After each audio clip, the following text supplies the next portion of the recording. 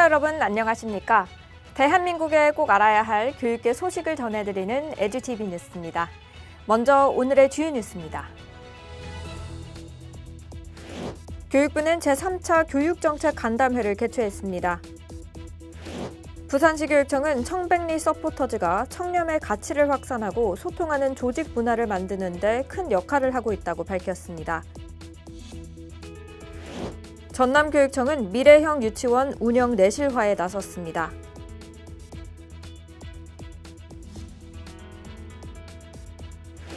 세종시 교육청은 2024년 세종교육회의 제1차 연찬회를 개최했습니다.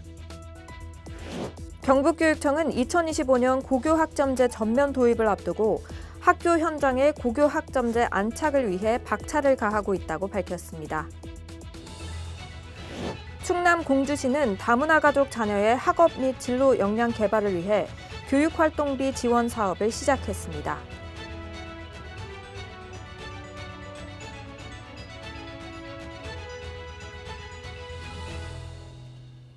교육부 소식입니다. 교육부는 지난 24일 교육부 2030 자문단과 함께하는 제3차 교육정책 간담회를 개최했습니다.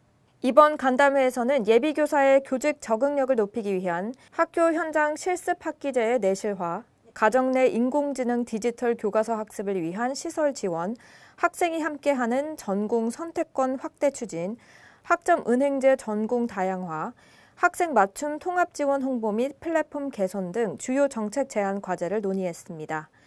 2030 자문단은 주요 제안 사항에 대한 토의 결과를 바탕으로 2024년 9월에 보다 구체적이고 실행 가능한 정책 제안 과제를 발표할 계획입니다. 부산시 교육청 소식입니다.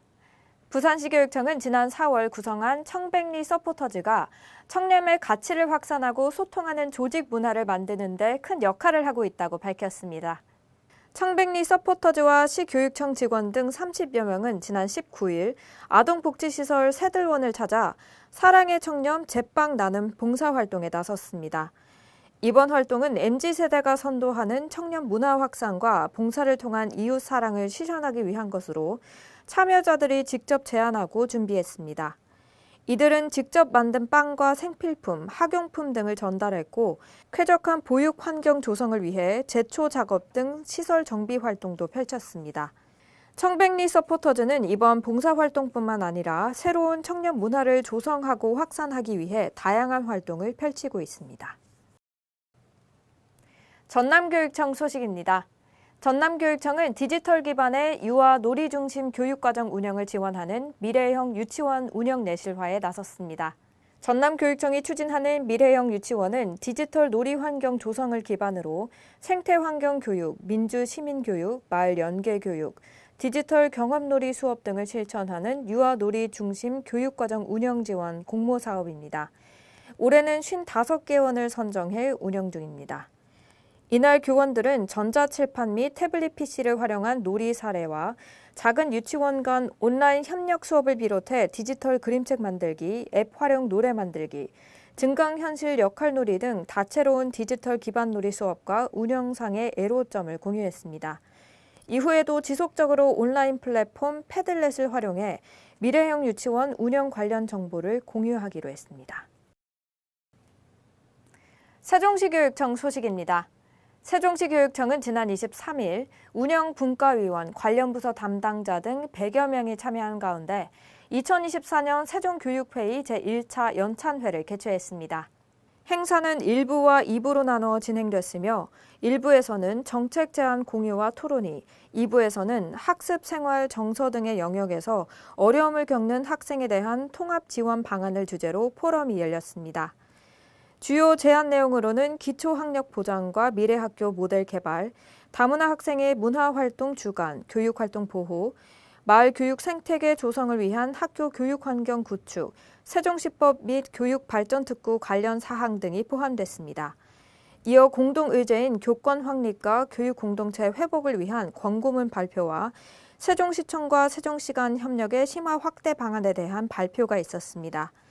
또한 포럼에서는 학습 생활, 정서 등의 영역에서 어려움을 겪는 학생에 대한 통합 지원 방안이 주제로 다뤄졌습니다. 경북교육청 소식입니다. 경북교육청은 2025년 고교학점제 전면 도입을 앞두고 학교 현장의 고교학점제 안착을 위해 박차를 가하고 있다고 밝혔습니다.